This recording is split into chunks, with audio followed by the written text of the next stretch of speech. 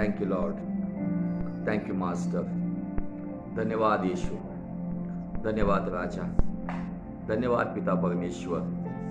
सारा आदर, सारी महिमा खुदावन, we glorify your holy name.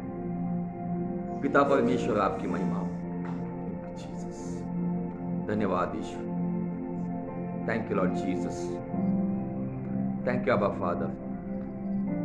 खुदावन यीशु मसीह के जलाली नाम में प्रभु जी आज फिर से एक बार तेरी हुजूरी में आने के लिए आपने हमें यह अवसर दिया।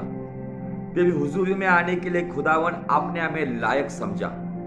इसलिए खुदावन आज सुबह से लेकर शाम तक अगर अनजाने में जानबूझकर अगर हमने आपके खिलाफ कुछ पाप किया है या कुछ गलतियां या कुछ अपराध हुए, उन सभी बातों के लिए तहे दिल से हम आपके चरणों के पास आकर क्षमा मांगते हैं और विनती करते हैं खुदावन आपके पाकीज़ा लहू से हमें धोकर शुद्ध करो, पवित्र करो और आपकी सेवकाई के लिए आज यीशु नासरी के नाम में और पवित्र आत्मा की अगुवाई में पिता परमेश्वर की महिमा के लिए आप अगुवाई करो। थैंक यू लॉर्ड जीसस, धन्यवाद देते प्रभु। होने वाली आराधना, आने वाला वचन, प्रार्थना, सभी कुछ आपकी महिमा का कारण बने। आप प्रभु जी जिस बात के ऊपर हम अध्ययन कर रहे हैं प्रभु जी, वेदी का महत्व, आज हम विशेष स्वरूप में जिस बात पर अध्ययन कर रहे उसे प्रभु समझने के लिए आप तो हमारी सहायता कर। आज का वचन प्रचार करना और वचन सुनना, ये दोनों बातें आपकी महिमा का कारण बने। धन्यवाद राजा, धन्यवाद पिता। सारा आदर, सारी महिमा खुदावन यीशु मसीह के नाम में पिता परमेश्वर आपको देते हैं। मरकुस 11:24 के साथ सहमत होते, जो मांगा है वो हमने पाया है। खुदावन यीशु मसीह जो हमारा और सारी जहां का उद्धारक है, उसके पवित्र नाम में मांगता हूं, इसलिए सुन और ग्रहण कर पिता। आमीन, आमीन। Thank you Jesus, thank you Lord. खुदावन यीशु मसीह के पवित्र नाम में मैं पास्टर राजू ठाकुर पुणे महाराष्ट्र से आप सभी को शालोम कहता हूँ, सलाम कहता हूँ। प्रेज़ द लॉर्ड, जय मसीह की। और उसी के साथ साथ मैं स्पेशली एडिक्टेड टू जीसस इस यूथ ग्रुप के जो एडमिन है पास्टर प्रिंस, उनका भी धन्यवाद करता हूँ कि उन्होंने ये सुअवसर हमें दिया है कि हम आज खुदा की हुजूरी में उसकी इबादत कर सके। और आज माहौल हमारे आसपास कुछ भी हो, लेकिन हमारा जीवन उस खुदा की महिमा का कारण बने, यही उद्देश्य से हम कदम बढ़ाते रहे। और फिर से एक बार हम आज उस परमेश्वर के चरणों के पास चलने के लिए तैयार होंगे। तो आइए हम आराधना में चलते हैं, जय जयकार के साथ, आदर महिमा गौरव के साथ उस खुदा उनको ऊंचा उठाते और फिर से एक बार कबूल करते, यीशु का लहू हमें सारे गुनाहों से छुटकारा देता है। यीशु का लहू हमें अद्भुत रीति से संभालता है और वही लहू है जो हमें सभी प्रकार की दुष्ट की सारी बातों से, हमले से हमें बचाता है। तो क्यों न उस लहू की जय जयकार के साथ हम परमेश्वर की आराधना करते हैं। Thank you Jesus. तेरे लहू से मिली मुझे माफी है, तेरे लहू से मिली मुझे माफी है, तेरा फजल मेरे लिए काफी है, ये काफी है। तेरे लहू से मिली मुझे माफी है,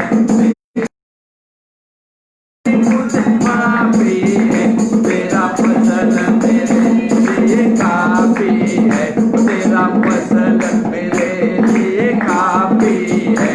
गाओ हालेलुया, हालेलुया, गाओ हालेलुया, हालेलुया, गाओ हालेलुया, हालेलुया। मेरा फिदिया लेने वाला जिंदा है, जिंदा है, मेरी हयात का चश्मा यीशु है, यीशु है, यीशु है, यीशु है। वो तेरा फजल मेरे लिए काफी है, तेरा फजल मेरे लिए काफी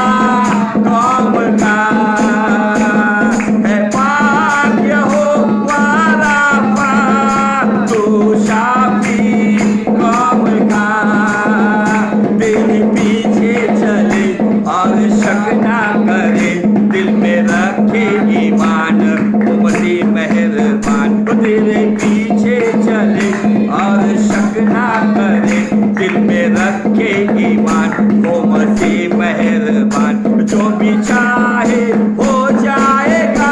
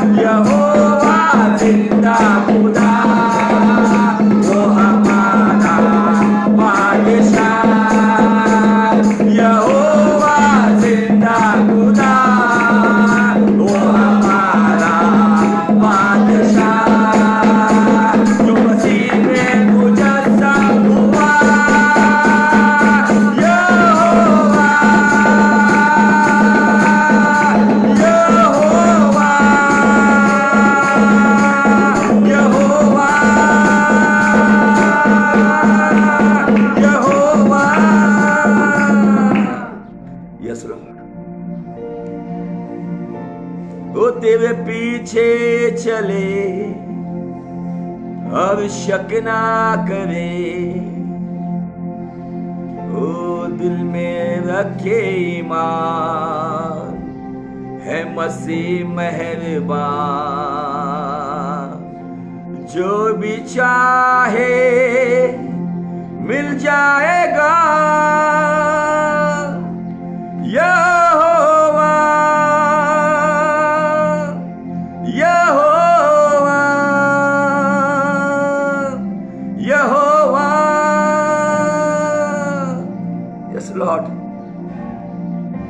तूने अपना बेटा हमारे लिए दिया, उस बेटे ने हमारे लिए कुर्बानी दी, और उसी बेटे की विनती के ऊपर तूने हमारे लिए अपनी पाक रूह दी। धन्यवाद प्रभु तेरी इस दया के लिए, तेरी मेहरबानी के लिए, तेरे फजल के लिए। Thank you Jesus for your grace. Thank you Lord for your favour. Thank you अबा father. We worship you, glorify your holy name. We praise your holy name, Master. There is none like you, Lord. You are our Master. You are our Father. Oh Jesus, you are our best friend. Thank you, Jesus. प्यारे पिता,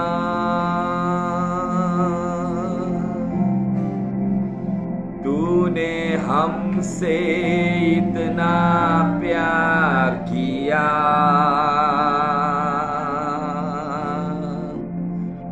हमें पापों से छुड़ाने को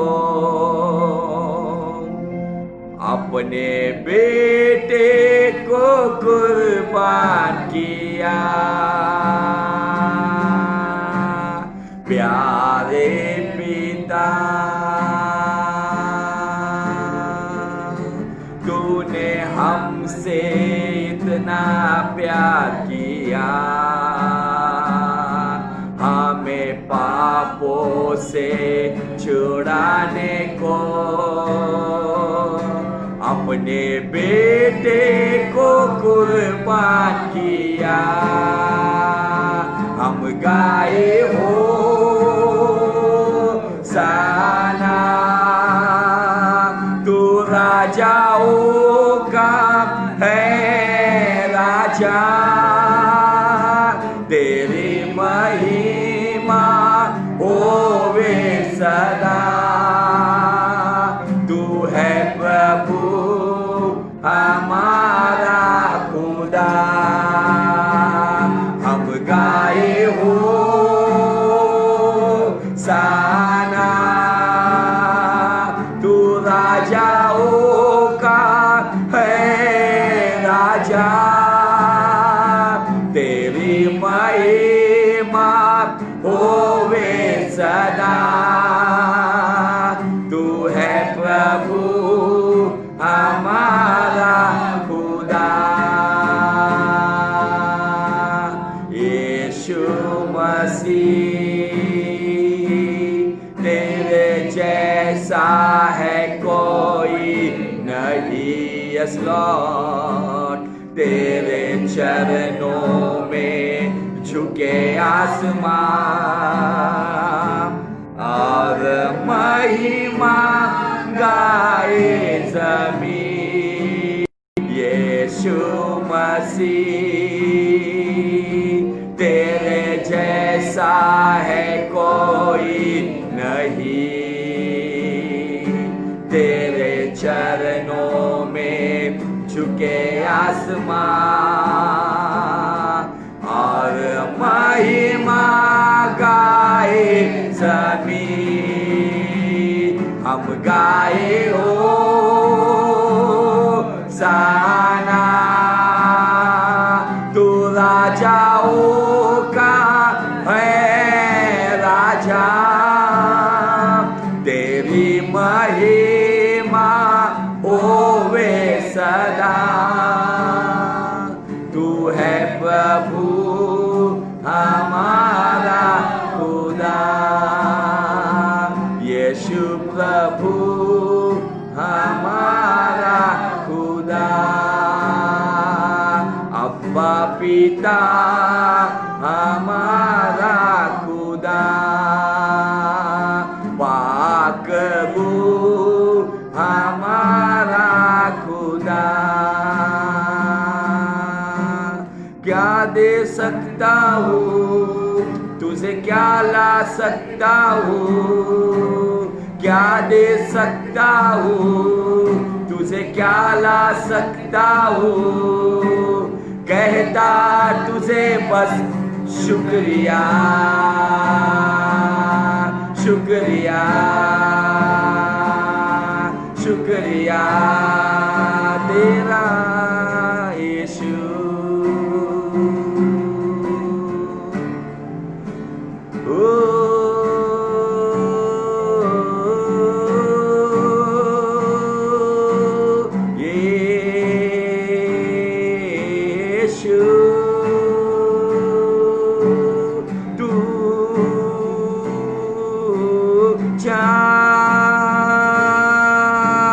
तू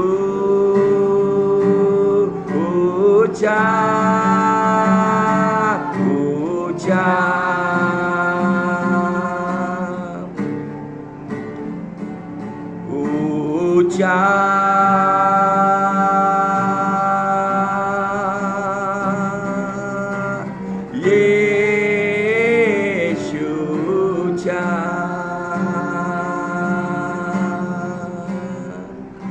ऊंचा ऊंचा तू है ऊंचा। धन्यवाद देते राजा, सारा आदर सारी महिमा आपकी जलाली नाम को देते हैं। और खुदावन इस समय में हम आपके पवित्र हाथों में समर्पित होते हैं। खुदावन हम आज अपने आप को तेरे हाथ में आज तेरे हवाले करते हैं। Lord we dedicate our self in almighty hand. Lord receive our dedication. हमारा समर्पण स्वीकारो, हम पर दया करो राजा। और आज के कलाम के द्वारा हमारे जीवन में जहां पर हम कमजोर है उन क्षेत्रों में तो हमें बलवान बना। जिन क्षेत्रों में हम गलत है उन क्षेत्रों में प्रभु तो हमें सुधार, फटकार, हमें गाइड कर, हमें डांट। जैसे तेरी इच्छा है वैसे तेरी इच्छा पूरी हो। तेरा कलाम मधु से मीठा है, तेरा कलाम हथौड़े के समान है, तेरा कलाम आग है, तेरा कलाम दोधारी तलवार है, तेरा कलाम सब कुछ है। आज जैसी तेरी इच्छा है वैसे हमारे जीवन पूरी हो। यस लॉर्ड, तू हमें उठा आज पवित्र आत्मा, अब जैसे चाहिए वैसे तू हमें बना। Holy Spirit, Lord we request you, take us, lift us, correct us, guide us, teach us and motivate us. Thank you Lord Jesus. सभी क्षेत्रों में आज पवित्र आत्मा हमारे जीवन में काम कीजिए। आज का प्रचार सुनना और प्रचार बोलना, ये दोनों भी बातें आपकी महिमा का कारण हो स्वर्गीय पिता। यीशु नासरी के नाम में आपकी महिमा का कारण हो राजा। मैं मेरे ज्ञान, मेरे तजुर्बे को, मेरे सारे अनुभवों को, सारी स्टडी को मैं यहाँ पे खारिज करता हूँ और खाली होता हूँ और विनती करता हूँ राजा, पवित्र आत्मा जैसे तेरी इच्छा है वैसे आज मेरे जीवन से लोगों को यीशु के और पिता के चरणों के पास लाने के लिए तू मेरी सहायता कर। सारा आदर सारी महिमा आपको देते हुए खुदावंद यीशु मसीह जो था, जो है और जो आने वाला है उसके जलाली नाम में मांगता हूं, इसलिए सुन और ग्रहण कर पिता। आमीन आमीन आमीन। हालेलुया। सबका फिर से एक बार खुदावंद यीशु मसीह के पवित्र नाम में मैं तहे दिल से स्वागत करता हूं। और अजीजों, जिस कलाम के ऊपर हम लगातार ये छठा या सातवां पार्ट चल रहा होगा अगर काउंट करेंगे तो, और इस पार्ट के द्वारा हम स्पेशली हम खुदावन की इच्छा और खुदावन हमारे जीवन से क्या चाहता है, खुदावन हमारे जीवन में कौन सी बातों के ऊपर विशेष ध्यान देना चाहता है, और उन बातों के ऊपर हम विशेष अध्ययन कर रहे। और विशेष जो हमने कम से कम 30-32 एपिसोड में मन की सुरक्षा, जो नीतिवचन 4:23 के अनुसार हमने कम से कम 30 से 32 पार्ट में उसके ऊपर अध्ययन किया। बहुत सारे लोगों को खुदावन ने आशीषित किया, बहुत सारे लोगों के सुझाव आए, बहुत सारे लोगों के कमेंट्स आए, इसलिए मैं खुदावन को धन्यवाद देता हूँ। और आज उसी बात के ऊपर हम यहाँ पे अध्ययन करेंगे। और आज का विषय जो हमने चुना हुआ है, जो लगातार हम ये छठे पार्ट में हम देख रहे, वेदी का महत्व, इंपॉर्टेंस अबाउट ऑल्टर। ऑल्टर के विषय में जो महत्व हमारे जीवन में चाहिए वो हमें समझना चाहिए। आज हमारे जीवन में वेदी का महत्व है क्या? हम वेदी को महत्व दे रहे हैं या दुनिया की बातों को, चिंताओं को, सारी समस्याओं को महत्व दे रहे? और इस वेदी के ऊपर अगर आप बाइबल में स्पेशली आप खुद अगर अध्ययन करोगे ना, तो आपको उत्पत्ति के किताब से लेके प्रकाशित वाक्य तक आपको वेदी सब जगह पे दिखेगी। सब जगह पे आपको वेदी का दर्शन होगा। तो वेदी ये पुराने नियम में जब हम देखते हैं कि मेल मिलाप वाले तंबू में हमें दिखती है, वेदी हमें नूह जो अरारत नाम के पर्वत के ऊपर जहां पर उसका जहाज 1 साल 10 दिन के बाद रुक गया था, तब हमें वेदी दिखती है। वेदी हमें हाबिल ने जो कुर्बानी चढ़ाई थी, उस कुर्बानी के ऊपर हमारा परमेश्वर जो संतुष्ट हुआ, वहां पे वेदी दिखती है। वेदी हमें इसहाक के जीवन में दिखती है, इस वेदी हमें अब्राहम के जीवन में दिखती है, वेदी हमें याकूब के जीवन में दिखती है, वेदी हमें मूसा, हारून, यहोशुआ, शाऊल, अहरोन, दाऊद, सभी सेवकों के जीवन में हम वेदी को देखते हैं। और ये वेदी वो चीज है जहां पर खुदावन को बलिदान चढ़ाया जाता था। और आज के डेट में जैसे पुराने नियम में तंबू में वेदी थी, फिर वो वेदी सुलेमान के उस शाही मंदिर में आ गई और उसी मंदिर को खुदावन ने अपने लोगों की भ्रष्टता की वजह से उसको तहस नहस करने के लिए नबूकदनेस्सर को परमिशन दी। उसके बाद नए नियम में जब खुदावन यीशु मसीह दुनिया में आया, तो यीशु मसीह मंदिर के बारे में कहता है कि ये मंदिर आप तोड़ के गिरा दोगे, मैं इसे तीसरे 3 दिन में फिर से खड़ा करूंगा। फिर वो कौन सा मंदिर? फिर वो मंदिर चेलों ने समझ लिया कि यह अपने व्यक्तिगत जीवन के पुनरुत्थान के बारे में बता रहा है। इसका मतलब यीशु ने जो मानवीय शरीर रूप धारण करके आया था, वो मानवीय शरीर परमेश्वर उसे मंदिर देखता है, क्योंकि अभी वो हाथों से बनाए हुए मनुष्य ने रचाए हुए मंदिरों में निवास नहीं करता है। जब कलीसिया इकट्ठा होती है, जब सारे मंदिर इकट्ठे होते हैं, तब उसमें खुदावन विराजमान होता है। आज बहुत सारे लोगों ने अपने व्यक्तिगत जीवनों से ज्यादा हाथों से बनाए हुए मंदिरों को बहुत महत्व दिया है। इसीलिए हमारा ये देश ऐसा देश है जो मंदिरों के नाम से झगड़ रहा है, लेकिन जो जीवित लोग हैं उनके बारे में किसी को कुछ लेन देन नहीं है, उसके बारे में किसी को कुछ लेना देना नहीं है। इंसान को काट रहा है, मार रहा है, किसके लिए? हाथों से बनाए हुए सीमेंट, रेती और पत्थर के ईंट के बनाए हुए मंदिर के लिए। लेकिन यीशु मसीह ने इस दुनिया में वो शरीर रूपी मंदिर लेकर आया।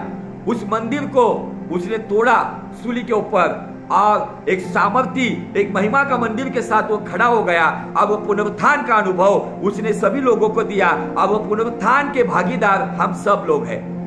अब उसी मंदिर के ऊपर हम मनन कर रहे हैं, जैसे कवितियों की पत्री 3 अध्याय वचन 16 में और 6 अध्याय वचन 19 और 20 में पौलुस हमें कहते हैं हमारा शरीर पवित्र आत्मा का मंदिर है। फिर मंदिर में पुराने नियम में हमें दिखाई पड़ता है, मंदिर में आंगन है, आंगन के बाद पवित्र स्थान में धूप वेदी है, आंगन में होम वेदी है, और परम पवित्र स्थान में वो संदूक रखा गया था। फिर ये जीवित मंदिर के आंगन किधर है? ये शरीर वो आंगन है, वो जान पवित्र स्थान है, और वो रूह अति पवित्र स्थान है, मोस्ट होली प्लेस। हम हमारे आंगनों को तो बहुत साफ करते हैं, हम हमारे आंगन की तो बहुत स्वच्छता, बहुत ही उसकी सुधि रखते हैं, लेकिन क्या हमारे भीतर जो वेदी है, आज मंदिर की वेदी कहाँ है हमारे जीवन की? हमारा मन। और बाइबल कहती है नीतिवचन 4:23 में, सबसे अधिक अपने मन की रक्षा कर, क्योंकि उसी के भीतर जीवन का मूल स्रोत है।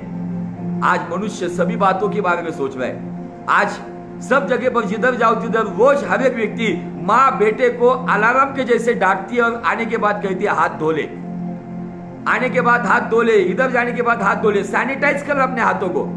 लेकिन आज मैं आपको बताना चाहता हूं, क्या आपकी वेदी को आप सैनिटाइज कर रहे हो? वो वेदी है मन की वेदी। वो मन की वेदी को सैनिटाइज करने के लिए आपको मार्केट में जाकर कोई सैनिटाइजर लाकर उसको शुद्ध नहीं कर सकते हो। तो उसे सैनिटाइज करने के लिए खुदा का जीवित वचन, वो जीवित जल, उस जल के द्वारा, पवित्र आत्मा के जल के द्वारा हमें हमारी मन की वेदी को शुद्ध करना होगा। शुद्ध करना मतलब सैनिटाइज करना। आज शरीर को तो मनुष्य बहुत शुद्ध कर रहा है, पीपी किट पहन रहा है, हैंड ग्लोव्स पहन रहा है, मास्क लगा रहा है, अपने आप को बचा रहा है, लेकिन क्या, मेरा सवाल है, क्या सबसे अधिक आप अपने मन की रक्षा कर रहे हो? क्या वो वेदी की रक्षा कर रहे हो? क्या अगर उस वेदी की रक्षा कर रहे हो तो मुझे आपको बताना है, जो उस वेदी को रक्षा करेगा वही व्यक्ति वहां पर परमेश्वर के अनुग्रह से यीशु मसीह जब आएगा उस वक्त यीशु मसीह के साथ उठा लिया जाएगा। वही व्यक्ति यीशु मसीह के आगमन में यीशु मसीह के साथ उस राज्य में आएगा। और आज मैं आपको खुलेआम बताना चाहता हूं प्रियो, आपके जीवन में भले कुछ शुद्धिकरण हो या ना हो, वस्त्र शुद्ध ना हो, नो प्रॉब्लम, घर शुद्ध ना हो, नो प्रॉब्लम, लेकिन आपका मन शुद्ध है ना, तो मुझे आपको बता रहे आपकी वेदी शुद्ध है। आपके ये जीवन रूपी मंदिर में ये वेदी रखी हुई है, ये वेदी पे मैं कितना शुद्ध विचारों के साथ चल रहा हूं। और पुराने नियम में हमने 2 वचनों को चुना है, और उसमें से जो वचन है वो है निर्गमन 29:37, जहां पे दिया गया है 7 दिन वेदी के लिए प्रायश्चित करते हुए उसे शुद्ध कर। 7 दिन, सप्ताह के 7 दिन, केवल एक दिन नहीं, सप्ताह के 7 दिन तुम्हें और मुझे अपने मन की वेदी को वचन रूपी जल स्नान से शुद्ध करना होगा। परमेश्वर के लहू से, यीशु के मेमने के लहू से शुद्ध करना होगा। और उसके साथ साथ जब हम लेवियों की किताब में जब देखते हैं, लेवियों का जो किताब है उसमें 6ठे अध्याय और वचन 12 और 13 में एक चीज के ऊपर ध्यान दिया गया है। अब वो चीज क्या है पता है? वेदी को लगातार आग लगाकर जलते रहना चाहिए। वेदी के ऊपर आग लगातार जलनी चाहिए। फिर अभी वेदी तो है, वेदी को हम शुद्ध तो किए हो, लेकिन क्या वेदी के ऊपर आग जल रही है? अभी वो आग बिब्लिकल आग जल रही है या नॉन बिब्लिकल आग जल रही है? और शास्त्रीय आग जल रही है या शास्त्रीय पद्धति से आग जल रही है? बाइबल के आधार पर आग वेदी पे जल रही है या मनुष्य के खुद के सिद्धांतिक बातों पे आग जल रही है? और वेदी के प्रकार तो बहुत सारे हम बाइबल में देखेंगे, मिट्टी की वेदी, सोने की वेदी, चांदी की वेदी, पीतल की वेदी, आपको अलग अलग वेदी दिखेंगे, लेकिन आग एक ही टाइप की थी। आज लेकिन मनुष्य के जीवन रूपी मंदिर में अलग अलग तरीके की आग जल रही है। किसी के भीतर किसी के खिलाफ बदले की आग जल रही है, किसी के भीतर किसी के खिलाफ क्रोध की आग जल रही है, किसी के भीतर नफरत की आग जल रही है, किसी के भीतर कड़वाहट की आग जल रही है, ईर्ष्या की आग जल रही है, और बहुत सारे लोगों के जीवन में वासना की आग जल रही है। शारीरिक वासना, व्यभिचार की वासना, वो जार कर्म की वासना, आज वो इम्प्योरिटी और इमोबिलिटी का, वो लस्टफुल बातों का फायर भी आज लोगों में जल रहा है। मुंह से तो फायर फायर बोल रहे, लेकिन अंदर वेदी के अंदर कौन सी आग जल रही है? आज आपको और मुझे अपनी वेदी का परीक्षण करना होगा। भले वेदी को शुद्ध किया है, लेकिन वेदी के ऊपर आग कौन सी जल रही है? आपको मुझे बताना है कि यीशु मसीह हमारा महायाजक है, और बाइबल में मैं अभी उन बातों के ऊपर फिर से लेकर नहीं जाऊंगा। बाइबल में महायाजक साल में एक बार आता था और वहां पे परम पवित्र स्थान में जाके उस मेमने के लहू को छिड़कता था। याजक आग को जलाता था। हमारा महायाजक जब आग जलाने के लिए आएगा, पवित्र आत्मा आएगा। अगर बदले की आग होगी, आपके भीतर नफरत की आग होगी, आपके भीतर ईर्ष्या की आग होगी, वासना की आग होगी, तो मुझे आपको बताना है, ये बताने के लिए मुझे दुख हो रहा है, पवित्र आत्मा अपनी आग आपके अंदर नहीं जलाएगा। उसकी उपस्थिति तो रहेगी, लेकिन आग नहीं रहेगी। दिया कितना भी बेहतरीन रहने दो, दिए के अंदर कितना भी भारी एकदम मौल्यवान तेल क्यों ना रहने दो, लेकिन जब तक वो दिया जलता नहीं है ना, वो दिए को कुछ कीमत नहीं है। अब वो दिया हमको बोला गया है, हम दुनिया के लिए प्रकाश है, लेकिन आज मैं दुनिया को नफरत की आग दिखा रहा हूं, कड़वाहट की आग दिखा रहा हूं, वासना की आग दिखा रहा हूं, ईर्ष्या की आग दिखा रहा हूं, लालच की आग दिखा रहा हूं। आज गलत गलत लतों की आगों में लोग पड़े हुए। कौन सी आग है मेरी वेदी पे? ये आग और वेदी की शुद्धता, ये 2 बातें मसीह जीवन में महत्वपूर्ण बातें हैं। अगर इन बातों के ऊपर अगर आप ख्याल रखोगे तो मुझे आपको बताना है, शैतान आपको कभी हरा नहीं सकता। शैतान आपको कभी आकर्षण में किसी बुरी बातों में डाल नहीं सकता। अगर आपकी वेदी शुद्ध है और वेदी पे शास्त्रीय पद्धति से, अगर शास्त्रीय तरीके से, बिब्लिकल तरीके से अगर आग जलस रही है, तो मुझे आपको बताना है, यह आग गलत बातों को जला के भस्म कर देगी और अच्छी बातों को प्रज्वलित करेगी। आज लोगों को फायर फायर अन्य भाषा बोलना बहुत अच्छा लगता है, लेकिन उन्हीं लोगों को जब उनके मुंह से, उसी अन्य भाषा बोलने वाले के मुंह से जब गाली गलौज निकलती है तो बहुत खराब लगता है। आज बहुत सारे लोग डुप्लीकेट आग लेके चल रहे, मसीह लोगों के सामने पवित्र आत्मा की आग और दुनिया के सामने दुनिया की तरीके की आग। मुझे आपको बताना है, इस धोखे में मत रहो। आप परमेश्वर को धोखा नहीं दे रहे हो, आप अपने आप को धोखा दे रहे हो। अब इस वेदी के ऊपर बहुत सारी बातें, मुझे लगता नहीं कि ये टॉपिक जल्दी खत्म होगा। ये टॉपिक बहुत लंबा चलेगा और इस टॉपिक को लंबा चलाने के लिए पवित्र आत्मा समर्थ है। अब मुझे साधारण बात जो आज सब चल रही, सब ब्लेसिंग और ये वो बातें में, आज सब जगह पे बहुत सारे पेजेस के ऊपर मैं देख रहा हूं कि एंटरटेनमेंट बहुत हो रहा है। बहुत सारी जगह पर केवल एंटरटेनमेंट हो रहा है, लेकिन वचन का शुद्ध प्रचार, जैसे आमोस ने कहा था कि अंतिम समय में वचन का और वचन सुनने वालों का, वचन प्रचार करने वालों का अकाल गिरेगा। वो अकाल शुरू हो गया है। अभी सब जगह पे एंटरटेनमेंट चल रहा है, मनोरंजन मनोरंजन मनोरंजन। लेकिन अभी ये समय में हमें मनोरंजन की जरूरत नहीं है, तो हमें हमारी व्यक्तिगत जीवन की, मन की वेदी की शुद्धता और उस वेदी के ऊपर पवित्र आत्मा की आग लेविय 6:12-13 के अनुसार लगातार जलनी चाहिए। ऐसे आग जलाने वाले वचन के संदेश और ऐसी फेलोशिप हमें चाहिए जो हमारी मन की वेदी के ऊपर उस आग को लगातार जलते रखेंगे। लेकिन ऐसी फेलोशिप बहुत कम है। सब जगह पे कुछ सब मीडिया मिनिस्ट्री में सब व्यस्त हो गए। कुछ लोग दिखाई नहीं पड़ते थे, वो ऑनलाइन आना शुरू हो गए। जिनको बात करने की तमीज नहीं, जिनको पवित्र शास्त्र की तमीज नहीं, जिनको कुछ बातों का ज्ञान नहीं, कोई भी आ रहा है और ऑनलाइन आके कुछ भी बकबक करके चला जा रहा है। क्या मुझे सच में बुलाया है?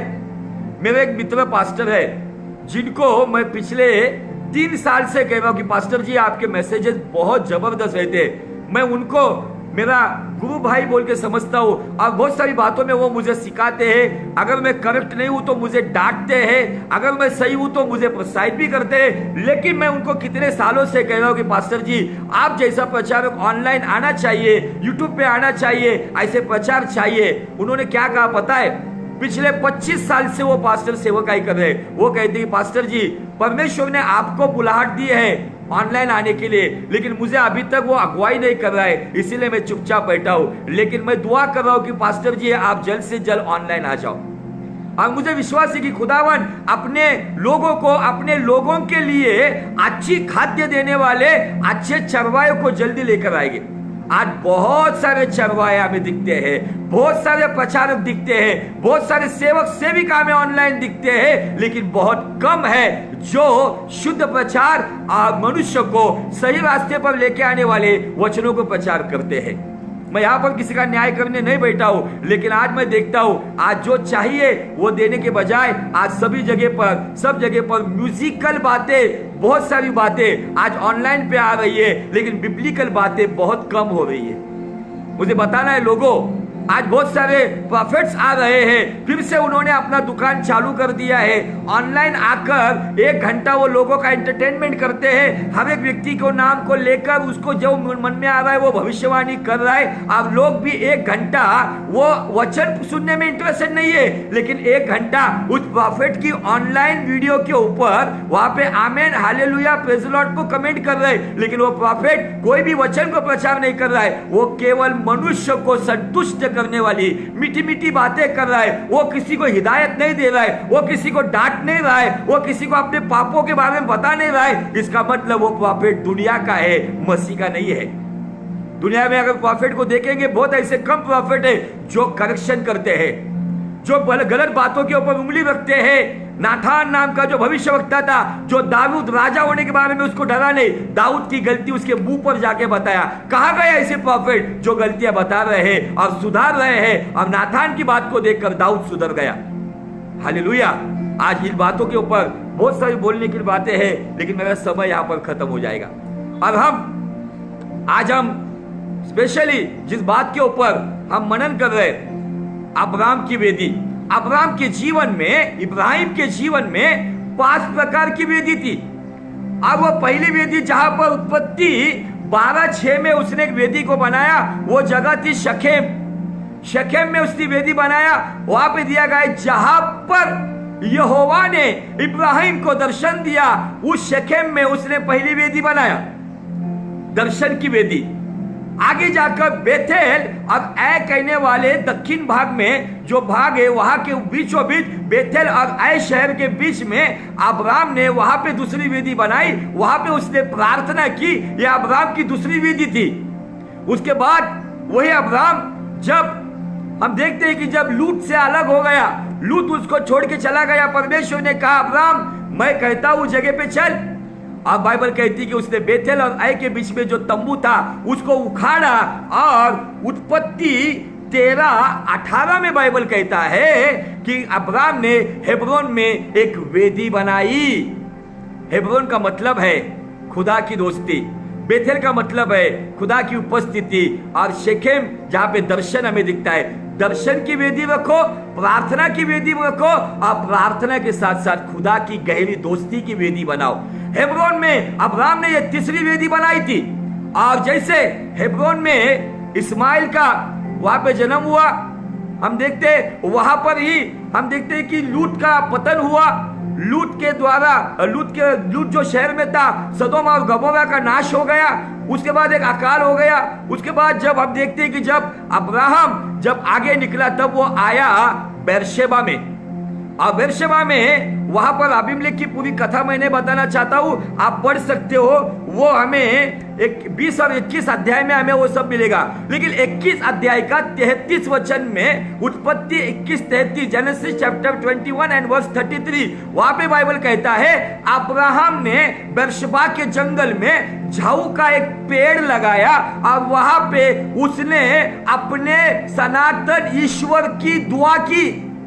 यह बेरशेबा की चौथी वेदी थी। लेकिन फिर वहां पे अब्राहम रहने लगा। बेरशेबा का मतलब है वाचा की वेदी, दर्शन की वेदी, उपस्थिति की वेदी, प्रार्थना की वेदी, दोस्ती की वेदी, वाचा की वेदी। और 5वीं वेदी जो है वो है हमें मोरिया पर्वत के ऊपर दिखती है, यहोवा जायरा नाम की वेदी। यहोवा जायरा नाम की वेदी, वहां पे परमेश्वर का दास कहता है परमेश्वर अपने पर्वत पर चुनकर देगा। हिंदी में बहुत अच्छा दिया है, इंग्लिश और मराठी से अच्छा हिंदी में बहुत अच्छा उसका विवरण किया हुआ है, बहुत अच्छा स्पष्टीकरण उसका दिया गया है। और जब परमेश्वर ने आकर, बाइबल कहती है 22 अध्याय में, उसके पहले इस्माइल और हगार को भेज दिया गया। उसके पहले इसहाक का दूध टूटने के बाद वहां पे एक बड़ी दावत दी गई। और उस समय के बाद यहोवा अब्राहम के पास आता है और अब्राहम कहता है कि हाँ मैं यहाँ हूं। वास्तविक स्वरूप में अब्राहम ने इसके पहले कभी ये वर्ड नहीं बोला। ये क्यों बोला? क्योंकि अब्राहम जानता था कि जब से इसहाक का जन्म हुआ तब से मैं इसहाक को अपने बगल में लेकर सो रहा हूं, लेकिन यहोवा के साथ संगति बहुत कम कर रहा हूं। बहुत सारे लोग आशीष मिलने के पहले, बच्चे मिलने से पहले, बरकत मिलने से पहले, परिस्थिति सुधारने के पहले, सामर्थ प्राप्त होने से पहले, सभी बातों के आशीष मिलने से पहले बहुत सारे लोग खुदा के साथ एक गहरा रिश्ता रखते हैं। लेकिन जब उनको बरकत मिलती है, जब उनको संतान मिलती है, जब उनको घोड़ा गाड़ी, नौकरी छोकरी, प्रमोशन, नौकरी, बिजनेस में सब कुछ मिलता है ना, तब बहुत सारे लोग परमेश्वर की संगति से दूर चले जाते हैं। सेम अब्राहम के जैसा। अब जिस बात को वो अधिक प्यार करते हैं ना, जिस बात को वो अधिक अजीज समझते हैं ना, खुदावन वही चीज उन्हें मोरिया पर्वत पे बलिदान में मांगता है।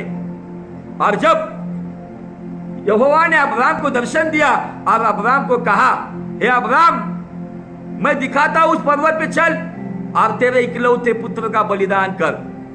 अब्राहम को शौक लगा होगा, ये क्यों हुआ? तब अब्राहम को समझ में आया कि ये मेरा पिता जिसके साथ में रातों रात उठकर जब वो बुलाता था तंबू से बाहर आता था, जिसके साथ में घंटों समय बिताता था, जिसके साथ में हेब्रोन में गहरी दोस्ती करता था। मैं जब इसहाक का जन्म हुआ, इसहाक का मतलब है खुशियां, जॉय, आनंद। जब हमारे जीवन में दुनिया की भौतिक आनंद आते हैं ना, तब हम आत्मिक आनंद को छोड़ देते हैं और खुदा से दूर चले जाते हैं। और परमेश्वर वही चाहता है, जो भौतिक आनंद तुझे दिया है ना, मुझे उसका बलिदान चाहिए। तब खुदावन वहां पे परीक्षा लेता है। आज आपके जीवन में कोई ना कोई परीक्षा आती होगी, जिस चीज की वजह से परीक्षा आती होगी, वो परीक्षा इसलिए आ रही है, खुदावन आपका इसहाक आपके पास से छीन के नहीं लेगा, लेकिन उस परीक्षा में परमेश्वर आपको जांचेगा। ये कोरोना वायरस में आज खुदावन अपने लोगों को जांच रहा है। इस लॉकडाउन में, इस अनलॉक में खुदावन अपने लोगों को उस पवित्र आत्मा की आग में, इन परीक्षाओं में अपने चुने हुओं को जांच रहा है। अब वो देख रहा है कौन अपने हैं और कौन पराये हैं। परमेश्वर इस लॉकडाउन में अपने अब्राहम को ढूंढ रहा है, वो अब्राहम ढूंढ रहा है। अगर आपको अब्राहम की ब्लेसिंग चाहिए गलीशियन चैप्टर 3:14 के अनुसार, तो आपको अब्राहम की विश्वास की क्रिया भी करनी होगी। अब्राहम को ढूंढ रहा है इस लॉकडाउन में। कौन है अब्राहम जो अपनी खुशियों को न्यौछावर करने के लिए तैयार है? कौन है वो अब्राहम जो अपनी खुशियों को कुर्बान करने को तैयार है? कौन है वो अब्राहम जो अपनी चीजों को तुच्छ मानकर मुझे ऊंचा उठाने वाला है? आज हमें अब्राहम की आशीष चाहिए, तो हमें अब्राहम की क्रिया भी करना चाहिए। परमेश्वर ने जब मांगा तब अब्राहम ने गिड़गिड़ाया नहीं, प्रभु ऐसा क्यों कर रहा है तू? प्रभु मुझे इकलौता पुत्र दिया, इस्माइल को तो मैंने भेज दिया, अब तू इसको बलिदान में मांग रहा है। अब्राहम ने ये नहीं कहा। अब्राहम ने उठा, दूसरे दिन भोर को उठा, लकड़ियां उसने काटी, 2 सेवकों को, गधों को लेकर, अपने बच्चे को लेकर उस मोरिया पर्वत के पास चला गया। और तीसरे दिन उसने उस जगह को देखा। अब वो अपने सेवकों को कहता है, यहाँ पर रुक जाओ, मैं और बेटा जाकर खुदावन की आराधना करके आते हैं। वर्शिप, उपासना, ये शब्द पहली बार यहाँ पर जिक्र किया गया है, जो हमें 22-14 में हमें दिखता है।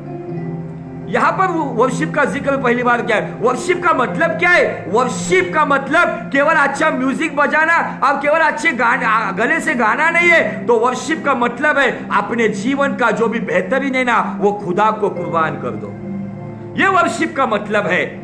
आज उसको समझना बहुत जरूरी है। अब्राहम उस मोरिया पर्वत पे चला गया। मोरिया पे चले जाने के बाद वहां पे उसने अपने पुत्र ने उसको पूछा, बाबा हम लकड़ियां लेकर आए, आग लेकर आए, लेकिन बलिदान का मेमना कहाँ है? तब अब्राहम कहता है, परमेश्वर चुन कर देगा, लॉर्ड विल प्रोवाइड, यहोवा जायरा। वहां पे उसका जन्म हुआ, उस वेदी का। अब मुझे आपको बताना है, जब मोरिया पर्वत पे जब इसहाक को बताया गया, अब्राहम ने उसको वेदी रचते रचते कहा, अब लकड़ियों को डालने के बाद उसने इसहाक को उसके ऊपर सुलाया होगा। अपने पुत्र को खुद बाप ने उस यहोवा जायरा नाम की वेदी पर सुलाया। सेम वैसे ही गुलगुता नाम की उस टीले के ऊपर परमेश्वर पिता ने अपने इकलौते पुत्र को तुम्हारे और मेरे पापों के लिए उस क्रॉस के ऊपर, उस सूली के ऊपर अपने हाथों से सुलाया, ताकि उसका बलिदान तुम्हारे और मेरे लिए स्वर्गीय राज्य में जाने का कारण बने। इसलिए जो कृपा उसके पुत्र के द्वारा हम पर की गई है, उसको अपने गलत पापों के द्वारा जाया मत होने दो। खुदावन ये बात चाहता है। अब्राहम ने अपने इसहाक को वहां पे रखा। इसहाक ने ये नहीं बोला, बाबा तू मेरा बलिदान कर रहा है। इसहाक ने, उसको पता था मेरा बाप जिस खुदा की इबादत करता है ना, वो खुदा के लिए सब कुछ कर सकता है। जब इसहाक के हाथ बांधे जा रहे थे, इसहाक के पैर बांधे जा रहे थे, वास्तविक एक अच्छा ताकतवर लड़का था वो अपने बूढ़े बाप को धक्का दे के चला जा सकता था, लेकिन वहां पे उसने अपने बाप की आज्ञा पालन की। ये धर्मी संतान है जिसने धर्मी बाप को धर्मी ठहराने के लिए, अपने आप को कुर्बान करने के लिए, न्यौछावर करने के लिए परमेश्वर के हाथ को सौंप दिया।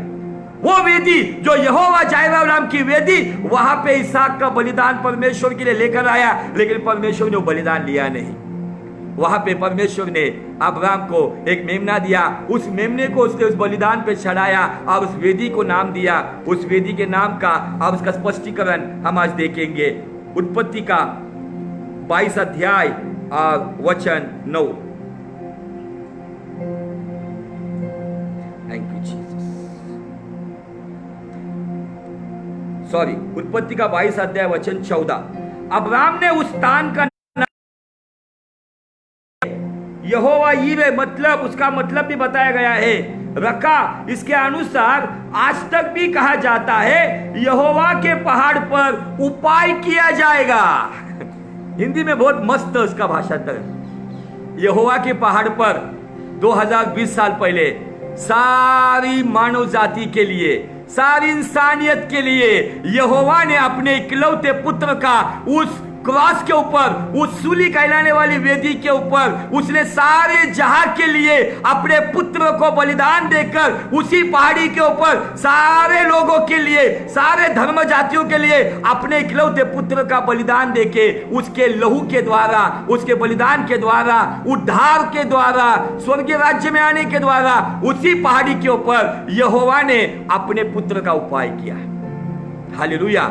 और उस पुत्र ने यह नहीं कहा कि मैं ये नहीं करूंगा, उसने पिता की इच्छा को पूरा किया। अभी समय हमारा है, क्या हम उस वेदी के ऊपर है? मैं इसको और इस टॉपिक को और आगे लेके जाऊंगा। इसमें मुझे इन बातों में आपको कुछ रेवलेशन बताने हैं। वो रेवलेशन मैं अगले सैटरडे को बताऊंगा। जैसे अगर एक वचन को आप पढ़ोगे, यूहन्ना का सुसमाचार उसका 8वां अध्याय, और वहां पे यीशु मसीह यहूदियों को कुछ बातें कहता है, जो बातें सुनकर वो अचंभित हो जाते हैं। बाइबल कहती है 56 से आगे, 8वां अध्याय वचन 56 से आगे, तुम्हारा पिता अब्राहम मेरे दिन देखने की आशा से बहुत मगन था और उसने देखा और आनंद किया। 8:56 में अब्राहम, यीशु मसीह दुनिया में नए नियम में आने से पहले अब्राहम ने इसी मोरिया पर्वत के ऊपर यीशु मसीह के दिन कैसे देखे, किस तरीके से देखे, एक बेहतरीन रेवलेशन अगले सैटरडे को मैं आपको बताऊंगा। अब्राहम मगन हो गया, अब्राहम आनंदित हो गया यीशु मसीह का महान बलिदान देखने के द्वारा। यीशु मसीह यहूदियों को कहता है यूहन्ना 8:56 में, तुम्हारा बाप अब्राहम मेरे दिन देखने की आशा से बहुत ही लालायत था, अब उसने वो देखकर उसमें मगन हो गया। यीशु मसीह कहता है, जो मैं था, जो मैं हूं, जो मैं आने वाला हूं, I am the alpha and omega, आदि और अंत, मैं हूं, मेरे सिवाय आए बिना आपको पिता के पास जाने का कोई भी जरिया नहीं है। आज खुदावन आपको इन बातों से आकर्षित कर रहा है। और जिस वेदी के ऊपर हम विशेष अध्ययन कर रहे हैं, आज आपको आपकी वेदी का अध्ययन करना होगा। क्या मेरी वेदी सही है? क्या वेदी के ऊपर आग सही जल रही है? अगले शनिवार को 6 से 7 के बीच में हम इस पहाड़ के ऊपर जो हुआ है और गुलगुता पहाड़ के ऊपर जो हुआ है, इन बातों के कुछ प्रकाशन को देखेंगे और अपने व्यक्तिगत जीवन को देखेंगे। क्या हमारे व्यक्तिगत जीवन में वो वेदी है? क्या गले में क्रॉस टंगाने के द्वारा, घर के ऊपर क्रॉस लगाने के ऊपर, गाड़ी के ऊपर क्रॉस लगाने के द्वारा हम बसी नहीं होते हैं। वो वेदी हमारे मन के अंदर है क्या? वो वेदी के ऊपर वो सही आग जल रही है क्या? इसके ऊपर हमारा मसीह जीवन निर्धारित है। आज इन बातों को बहुत समझना जरूरी है हमें। इसलिए मेरा टाइम खत्म हुआ है, यहाँ पर मैं रुक रहा हूं, लेकिन जाते जाते एक ही बात बता रहा हूं। नीति वचन 4:23 के अनुसार वो मन की वेदी, उसकी सबसे अधिक रक्षा करो, क्योंकि उसी मन के भीतर जीवन का मूल सोता है। अगर इसके अंदर यीशु मसीह मत्ती 15:19 में कहता है कि मन के अंदर सब गलत बातें निकलती है, लेकिन अगर हमारे भीतर अगर यीशु मसीह रहता है तो अच्छाई की बातें आनी चाहिए। ना नफरत की आग, ना वासना की आग, ना लालच की आग, ना कड़वाहट की आग, ना बदले की आग, ना किसी गलत बात की आग। हमारे अंदर पवित्र आत्मा की, पवित्रता की, यीशु मसीह को प्रकाशित करने वाली आग ही जलनी चाहिए। ऐसी वेदी को आज हम बनाएंगे। तो आइए अपने जीवन को हम आज आत्म परीक्षण करते हुए, you have to analyse your altar. आपकी वेदी को आज आपको आत्म परीक्षण करना होगा। इस वेदी के अंदर किसी के प्रति आप क्षमाएं निकाल दो, उसको माफ करो, माफ मांगो। किसी के प्रति नफरत है, भूल जाओ उसको। फॉरगिव एंड फॉरगेट, ये डायलॉग ध्यान में रखो। क्षमा करो, भूल जाओ। जब आप इस तरीके से चलोगे तो मुझे आपको बताना है, क्षमाशील परमेश्वर की पवित्र आग आपके अंदर, क्षमा की आग जलेगी, दया की आग जलेगी, कृपा की आग जलेगी। सामर्थ्य की आग नहीं चाहिए तो क्षमा की आग भी चाहिए हमारे भीतर। तो अगर उस आग को लेकर हम चलेंगे तो निश्चित खुदावन पिता परमेश्वर हमारे जीवन से प्रसन्न होगा और हमारे जीवन में अद्भुत काम करेगा। बहुत सारी बातें हम इस वेदी के ऊपर देखेंगे। ये तो जस्ट मैं टाइटल बता रहा हूं आपको, लेकिन इतना गहन विषय है, आप जितना लोगे उतना कम होगा। Thank you Jesus. खुदावन आपको आशीषित करे।